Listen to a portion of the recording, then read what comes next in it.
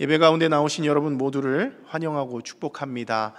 사순절 기간 계속 우리가 보내고 있는데요, 기도를 통해서든 또 이렇게 앞에 서 있는 목회자들의 권면을 통해서든 이 사순절 기간 은혜 가운데 잘 보내자, 이런 얘기를 하고 있는데요, 그냥 이런 것들을 그냥 권면으로만 듣지 마시고 우리에게 오신 예수님 좀 깊이 묵상하면서 그 주님의 사랑을 다 누릴 수 있는 그런 은혜가 되었으면 좋겠고요, 이 기간을 통해서 하나님의 살아계심을 또 경험할 수 있는 여러분 모두가 될 수 있기를 바랍니다.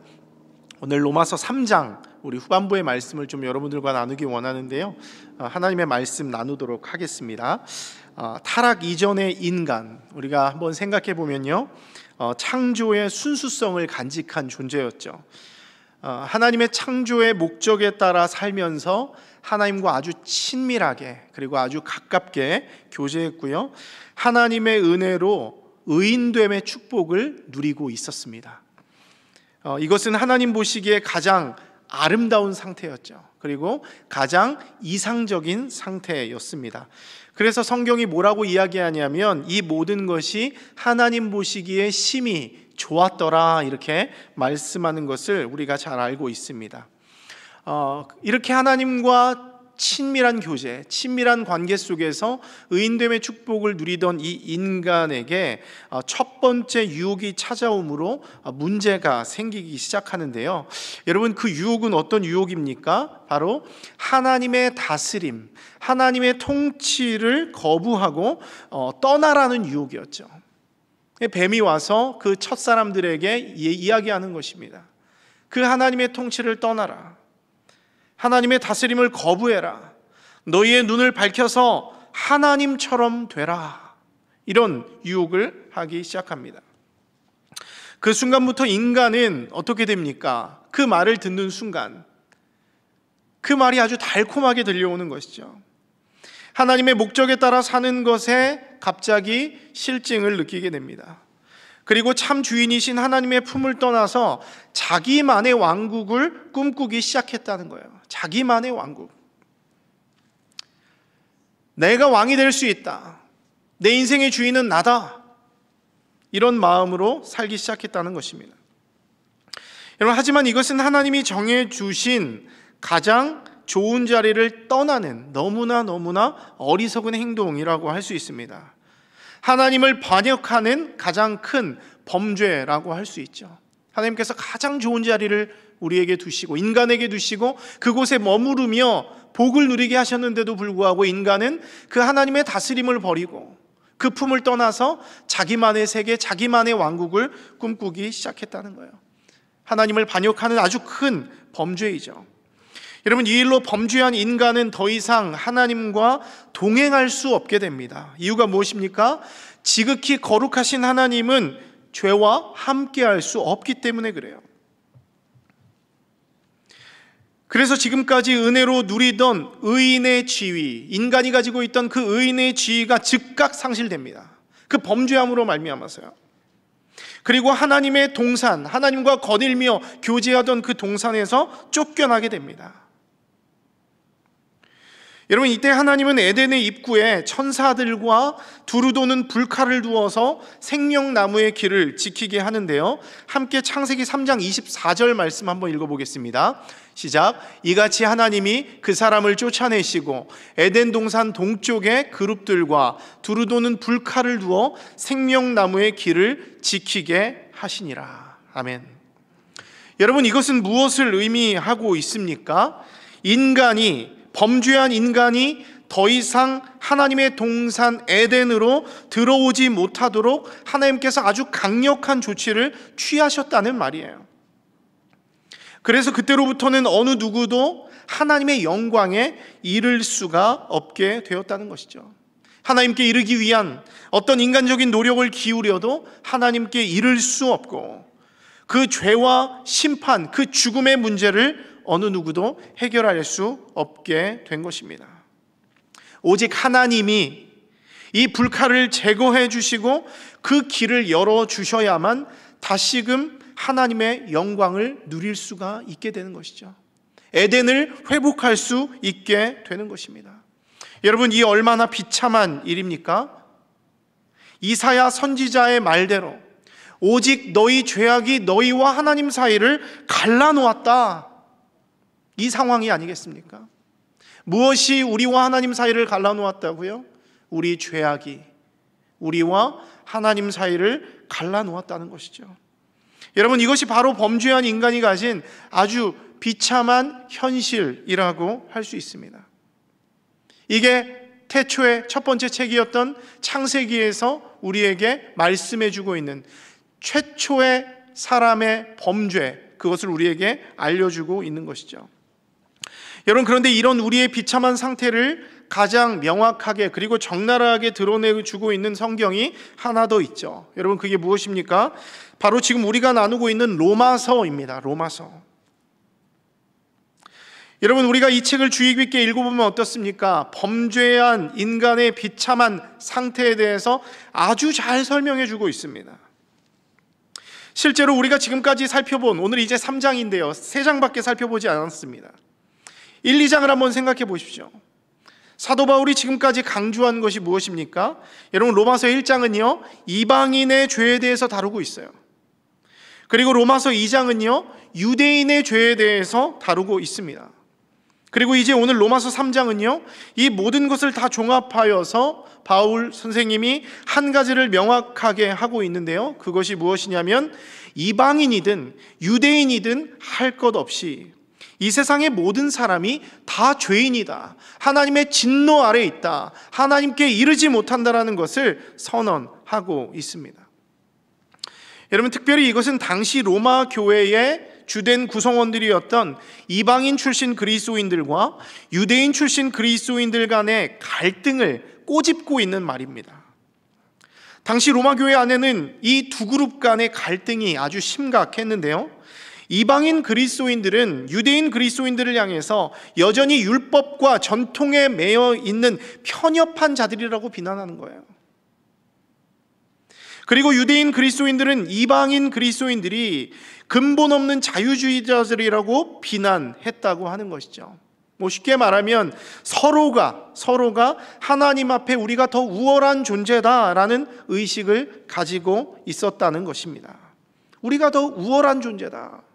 유대인 같은 경우는 우리가 하나님의 율법을 맡았다, 하나님의 택한 백성이다, 아브라함의 후손이다, 우리는 할례 받은 자들이다, 이런 말을 하지 않았습니까? 여러분, 그런데 바울이 이에 대해 무엇이라고 말하고 있는가 보시면 누가 더 잘나고 누가 더 못나고 누가 더 우월하고 누가 부족하고 논쟁할 필요가 없다는 거예요. 여러분, 왜 그렇습니까? 그래봐야 하나님 앞에서는 도토리 키재기라는 거예요. 누가 크냐 해봐야 하나님 앞에 도토리 키재기라는 것이죠. 유대인이나 이방인이나 모두 하나님 앞에 이를 수 없고 진노의 심판 아래 놓인 사형수들일 뿐이다 라는 말을 하고 있습니다. 그래서 오늘 본문 3장 9절 말씀을 보면 바울은 이렇게 이야기합니다. 그러면 어찌하냐? 우리는 나으냐? 결코 아니라 유대인이나 헬라인이나 다 죄 아래 있다고 우리가 이미 선언하였느니라, 이렇게 말하는 거예요. 유대인이나 헬라인이나 모든 사람이 다 죄 아래 있다, 이렇게 선언하는 것이죠. 또 10절부터 12절까지 말씀 보면 뭐라고 이야기합니까? 의인은 없나니 하나도 없으며 깨닫는 자도 없고 하나님을 찾는 자도 없고 다 치우쳐 함께 무익하게 되고 선을 행하는 자는 없나니 하나도 없도다. 계속 없다 없다 없다 하는데 뭐가 없다는 것입니까? 하나님 아래 의인은 없다는 거예요. 선을 행하는 자도 없고 오히려 악한 일만 거듭하는 모습이 바로 인간의, 범죄한 인간의 모습이라고 하는 것입니다. 마지막으로 23절을 보면 이렇게 이야기합니다. 모든 사람이 죄를 범하였음에 하나님의 영광에 이르지 못한다 말씀하는 것이죠. 모든 사람이, 이 땅의 모든 사람이 하나님 앞에 죄를 범하였기 때문에 아무리 하나님께 이르려고 해도 아무도 하나님의 영광에 이르지 못하는 상태가 바로 우리의 상태라는 거예요. 마치 법정에서 죄인에게 실형을 선고하듯이 우리에게 죄인됨을 선언하고 있습니다. 땅땅땅 3번 치면서 너희가 하나님 앞에 범죄하였기 때문에 하나님의 진노가 너희 앞에 있다. 너희는 사형이다. 하나님 앞에 이를 수 없다. 이런 모든 인간의 비참한 상태를 드러내고 있는 것이죠.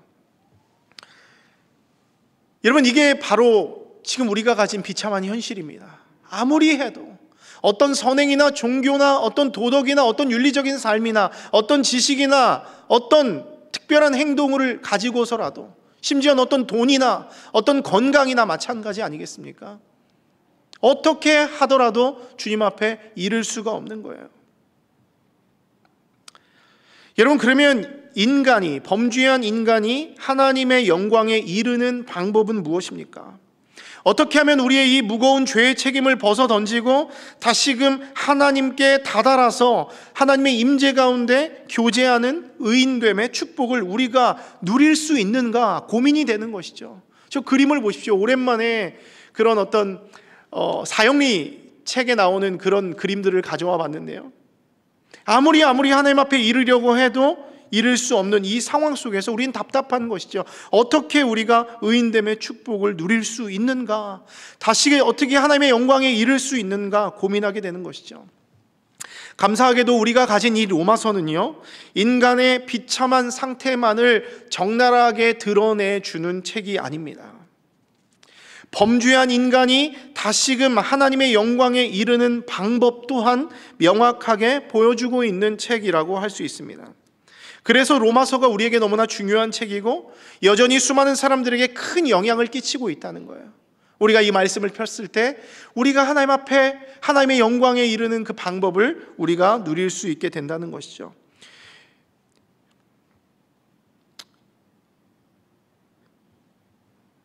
여러분, 그러면 범죄한 인간이 어떻게 하나님의 영광에 다시 이를 수 있다고 이 로마서가 말하고 있습니까? 여러분, 오늘 본문을 여러분들과 함께 읽었는데요, 저는 이 말씀을 좀 묵상하면서 이걸 어떻게 한 문장으로 좀 생각해 볼 수 있을까 한번 고민해 봤습니다. 계속 반복해서 읽고 이 안에 있는 내용들을 깊이 묵상하면서 하나님이 저에게 주신 마음은 무엇이냐면, 하나님의 영광에 이르기 위해서는 민수야, 너의 행위가 아니라, 너의 노력이 아니라, 너의 방법이 아니라 오직 나의 방법, 나의 행위에 따라야 한다는 거예요. 인간의 행동, 인간의 노력, 어떤 인간의 방법이 아니라 하나님이 만들어주신 그 방법, 그 행위에 따라야 한다는 거예요. 우리의 방법이 아니라 오직 하나님이 마련해 두신 그 방법을 우리가 신실하게 따라갈 때 우리는 하나님의 영광에 다시 이를 수 있고 의로움을 회복하게 된다는 거예요. 근데 그럼에도 불구하고 이 땅을 살아가는 우리들은 어떻습니까? 끊임없이 어떤 진리에 이르기 위해서 자신들만의 방법을 사용합니다. 말씀드린 대로 선행과 종교와 도덕과 지식들을 통해서 어떻게든 하나님께로 이르려고 하는 것이죠. 하지만 그것은 피곤한 것입니다. 오직 우리가 우리의 방법이 아니라 하나님의 방법을 믿고 수납할 때 우리가 하나님께로 이를 수 있게 된다, 이것을 우리에게 말해주고 있는 것이죠.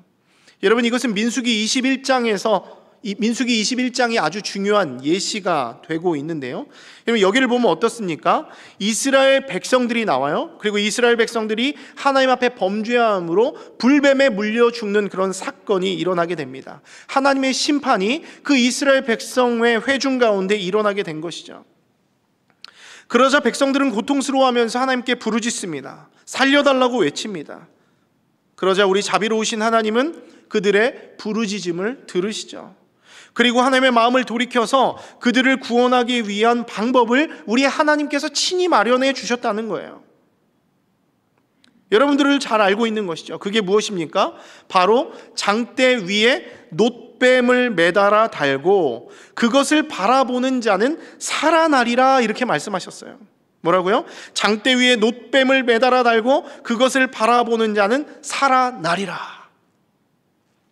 여러분, 다른 방법 없습니다. 오직 하나님의 말씀에 순종해서 장대 위에 놋뱀을 바라볼 때 이 범죄한 하나님의 백성들은 구원을 얻게 되는 거예요. 여러분, 그런데 만일 하나님이 마련하신 이 방법을 우습게 여기고 자기만의 방법으로 구원에 이르려고 한다면 여러분 어떻게 되겠습니까? 물론 제가 생각해도 이건 좀 이상해요. 갑자기 무슨 놋뱀을 매달아 놓고 그걸 쳐다보면 살게 되리라. 가끔씩 우리 하나님은 참 이해하지 못하는 이런 방법들을 우리에게 쓰실 때가 있는 것 같습니다. 제가 봐도 정말 이상합니다, 이거는. 근데 여러분, 중요한 것은 무엇입니까? 하나님이 다른 길을 제시하지 않았다는 거예요. 부르짖는 이스라엘, 구원해달라고 부르짖는 이스라엘 백성들에게 다른 어떤 고상한 방법, 다른 어떤 방법이 아니라 오직 이 한 가지. 불뱀에 물려 죽어가는 자들아, 눈을 들어 장대 위에 놋뱀을 바라봐라. 그러면 너희가 살리라. 이 한 가지 딱 말씀해 주신 거예요. 때문에 이것이 우습든 수납이 되든 이상하든 상관없이 살기 원하는 자는 주님의 말씀에 순종해서 어떻게 해야 된다? 이 장대 위에 놋뱀을 바라봐야 한다라는 거예요. 그렇지 않으면 구원에 이르지 못하고 반드시 죽게 되는 것이죠. 때문에 지금 범죄한 백성들에게 필요한 것은 무엇이냐?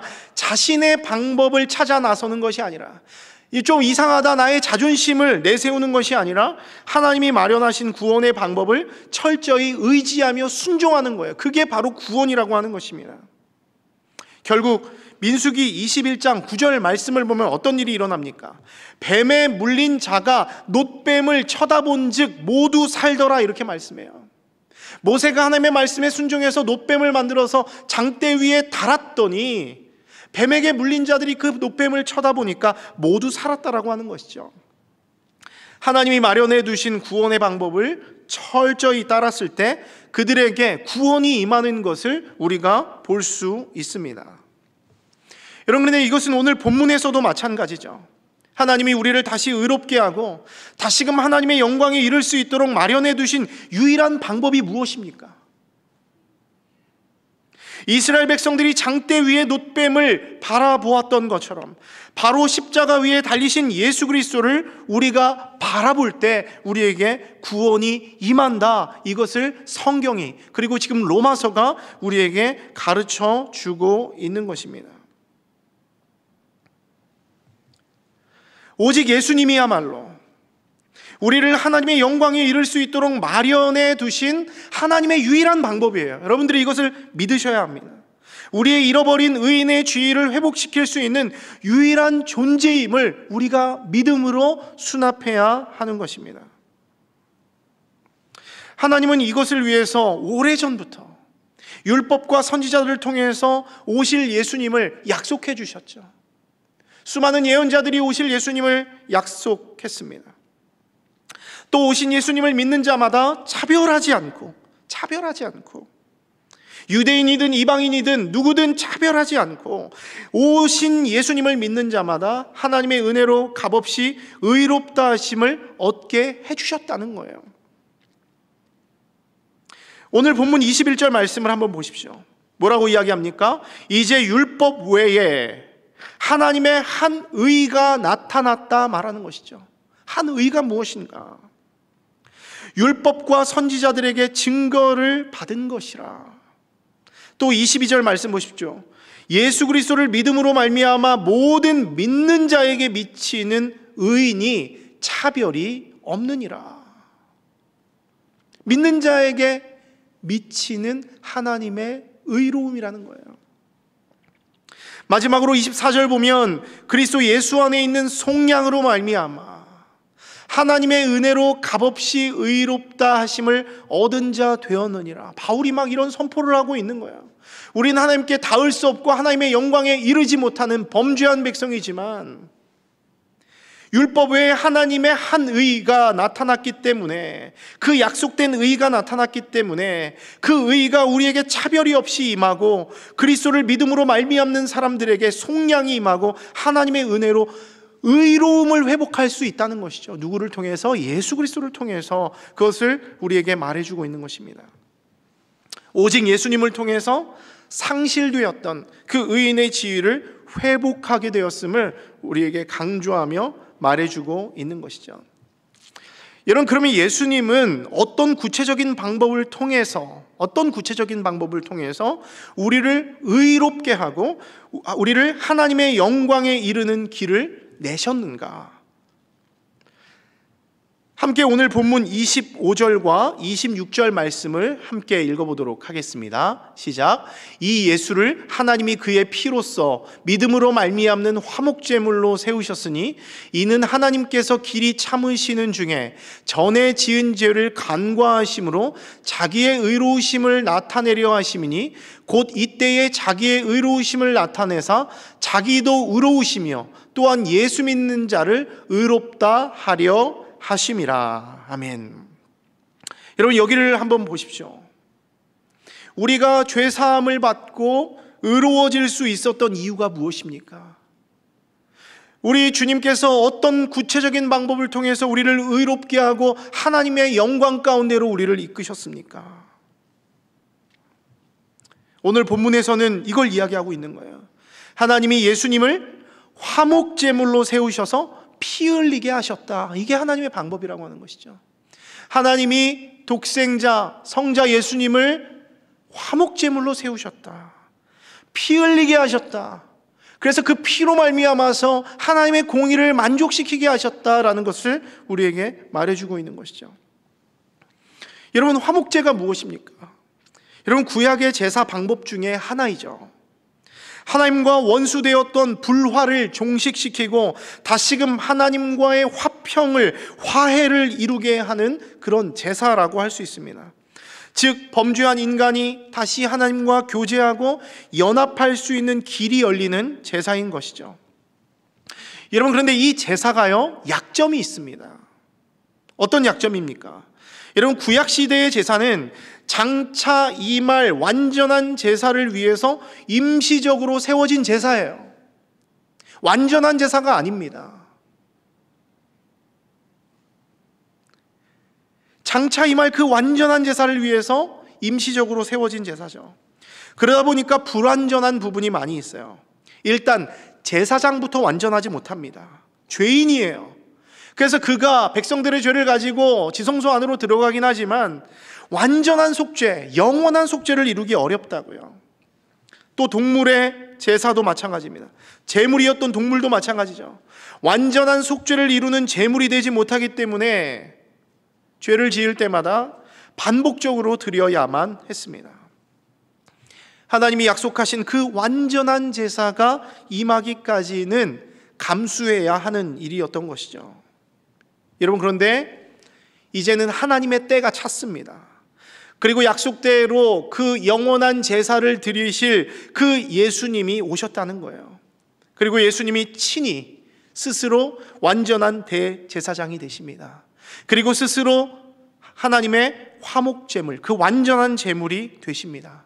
그리고 십자가에서 피 흘려 죽으세요. 여러분, 이것은 무엇을 의미합니까?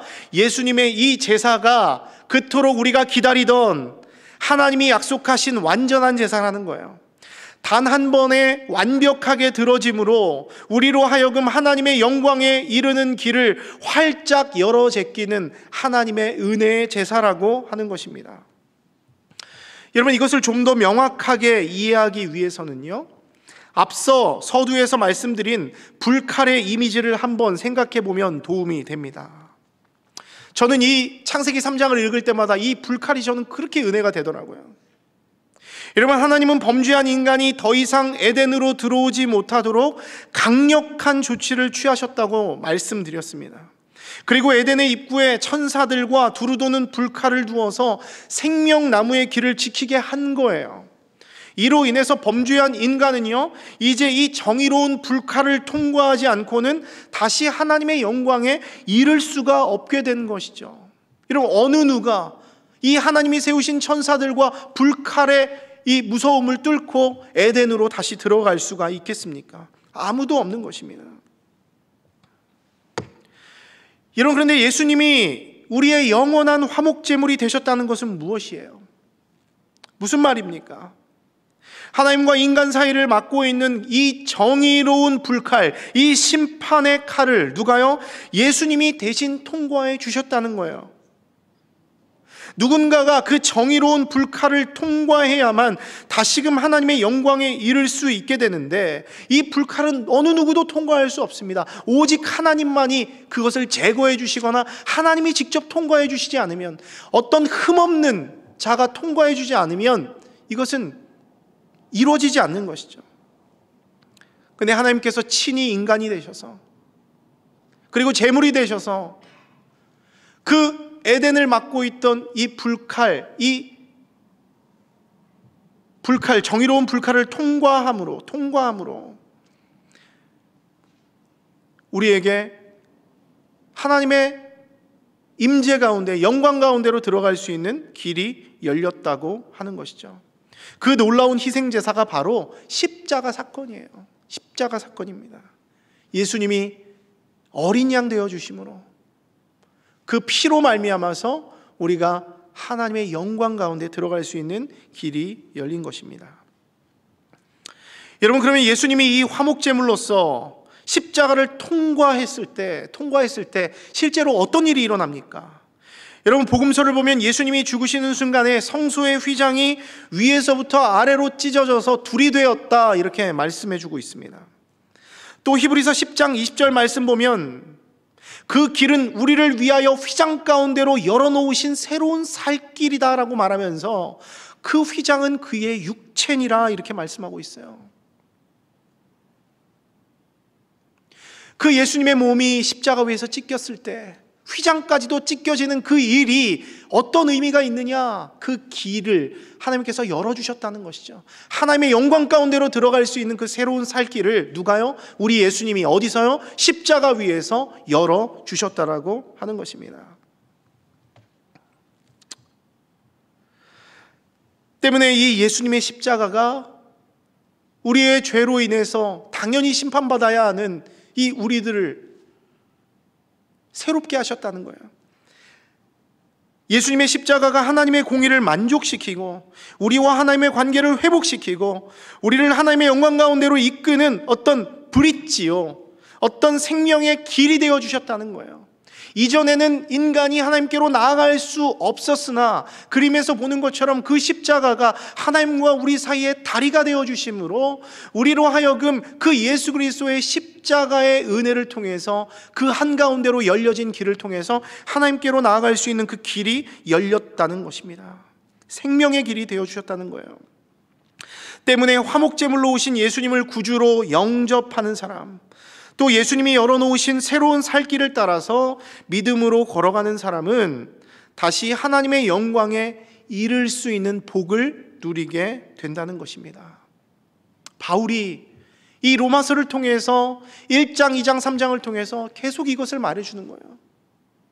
우리에게 너희는 사형 선고를 받은 하나님 앞에 완전하게 범죄한 하나님께 이를 수 없는 죄인이다라고 사형 선고를 딱 때리고 우리에게 어떠한 소망도 어떠한 희망도 갖지 못하도록 우리의 상태를 보여준 다음에 그럼에도 불구하고 너희를 위한 새로운 살 길이 열렸다라는 그 예수 그리스도의 희망을 우리에게 알려주면서 이 땅을 살아가는 범죄한 우리들로 하여금 우리가 이제 무엇을 바라보고 무엇을 향해 달려가야 하는지를 우리에게 명확하게 알려주고 있다고 하는 것입니다. 사랑하는 성도 여러분, 말씀을 마무리합니다. 이렇게 예수님은요, 오늘 우리가 읽었던 말씀처럼 오늘 읽었던 말씀에서 뭐라고 이야기합니까? 예수님이 예수 믿는 자들을 의롭게 하기 위해서 오셨다, 이렇게 말합니다. 예수 믿는 자를 의롭게 하기 위해서 오셨다. 26절 말씀에 나오고 있습니다. 예수 믿는 자를 의롭게 하려 하심이라. 하나님과 우리 사이에 막혀있는 길을 활짝 열고 교통하기 위해서 예수님이 이 땅 가운데 오신 것이죠. 여러분, 이게 바로 은혜 아니겠습니까? 여러분, 우리는 아무 공로 없습니다. 하나님께 이를 방법 없습니다. 하나님의 공의를 만족시킬 능력 없습니다. 그런데 이런 우리를 하나님이 긍휼히 여기셨어요. 불쌍히 여기셨습니다. 새로운 살 길을 만들어주시고 열어주셨습니다. 나는 공로 없지만 예수님 공로로 우리로 하여금 하나님께 이르게 하셨습니다. 예수님의 희생으로 하나님의 공의를 만족시키고 우리를 속죄해 주셨습니다. 이 모든 것이 하나님이 일방적으로 베풀어 주신 은혜라고 하는 것이죠. 이로 인해서 우리는 태초에 가지고 있었던, 창조 때에 가지고 있었던 그 순수성, 그 의인의 지위를 회복하게 되는 거예요. 의로, 예수님으로 옷 입으로 임해서 우리가 의인된 거예요. 우리가 어떤 대단한 능력이 있어서가 아니라 온전히 그냥 하나님이 주신 그 방법 때문에, 하나님이 열어두신 그 일 때문에 우리가 의인된 거예요. 하나님의 자녀가 되는 권세를 누리게 된 것입니다. 때문에 여러분, 우리는 오늘 본문의 마지막 바울의 말과 같이 우리는 아무것도 자랑할 것이 없습니다. 여러분, 우리가 무엇이 자랑할 것이 있겠습니까? 우리가 가진 돈, 재물, 지식, 건강, 여러분, 우리가 정말 하나님 앞에서 자랑할 수 있는 게 무엇이겠습니까? 그것들을 많이 가지고 있으면 뭐 하겠습니까? 우리는 범죄한 죄인들이고 죽을 수밖에 없는데, 하나님께로 나아갈 수가 없는데 그것이 무슨 소용이 있겠냐는 것이죠. 그런데 하나님께서 우리에게 예수님을 하나님께로 다시 이르고 하나님의 영광을 누리게 하셨다면, 여러분, 우리가 무엇을 자랑하겠냐고 하는 것이죠. 어떤 것도 자랑할 것이 없습니다. 다만 우리가 자랑할 것은 무엇입니까? 오직 한 가지죠. 우리를 구원하신 예수님을 자랑하는 것뿐입니다. 예수님을 자랑하는 것. 사랑하는 성도 여러분, 예수님만 자랑할 수 있는 여러분 될 수 있기를 바랍니다. 예수님 외에는 우리가 자랑할 것이 없습니다. 그 주님께서 우리에게 베푸신 그 공로 덕분에 우리가 주님께로 나아가게 되었다면 이 세상에 무엇을 자랑할 수 있겠냐는 것이죠. 오직 예수님만 자랑하는 것뿐입니다. 그리고 겸손하게, 오직 믿음으로 하나님이 우리를 의롭다 칭해 주신 그 은혜의 선물을 받을 자격 없지만 주님 주셨기 때문에 그것을 기쁨으로 받아서 그냥 누리는 것뿐이에요. 그냥 누리는 것뿐이에요. 너무나 큰 은혜입니다. 사랑하는 여러분, 우리가 이 땅을 살아가면서 우리의 정체성을 좀 새롭게 했으면 좋겠습니다. 우린 죽을 수밖에 없는 죄인이었으나 하나님 예수 그리스도의 은혜로, 그 공로로 말미암아서 하나님의 영광에 이르게 되었습니다. 그 영광스러운 자리에서 주님과 교제하며 주님과 동행하는 기쁨을 누리게 되었다는 것이죠. 이 귀한 은혜를 우리가 좀 깊이 묵상하고 기억하면서 이 세상 가운데 살아가면서 흔들리지 마시고, 내가 얼마나 존귀한 하나님의 백성이 되었는지, 내가 얼마나 귀한 하나님의 사람인지를 다시 묵상하면서 감사함으로, 기쁨으로 살아갈 수 있는 여러분 모두가 될 수 있기를 주님의 이름으로 축원합니다. 우리 함께 찬양하겠습니다. 우리 오늘 찬양할 때 하나님 어린 양 독생자 예수, 날 위해 죽으신 주님, 주 흘리신 그 보혈이 나의 죄를 정결케 하네. 송축하리라 화목케 하신 주, 나의 모든 죄 깨끗게 하셨네. 그 놀라운 주님을 함께 찬양하도록 하겠습니다.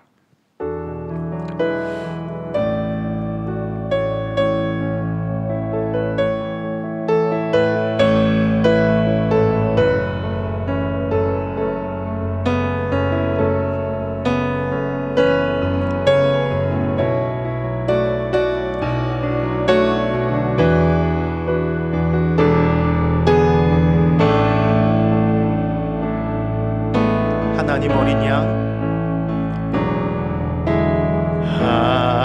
하나님 어린 양 독생자 예수, 날 위해 죽으신 주님,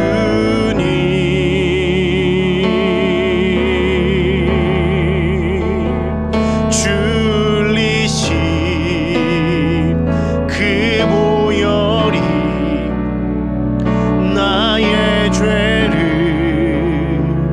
정